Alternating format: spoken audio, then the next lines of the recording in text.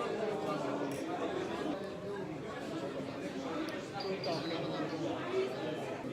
a really good beer.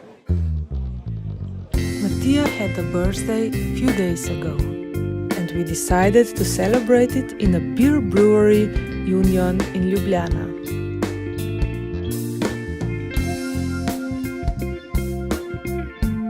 Our friendly host Monica showed us a short movie about a dragon who, according to the legend, still lives in the dark tunnels under the brewery and guards their water springs. Then she showed us a very interesting museum and told us a story how the brewery was founded in 1864 by two brothers Kosler who invested their inherited money in a brewery. It's interesting how every business story starts with an idea.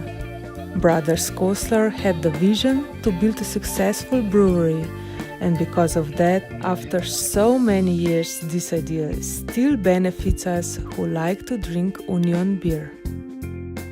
Well, what can I say? Thanks God that we have people among us who are brave enough to make their vision a reality. In the museum we also saw how the process of making beer evolved through time.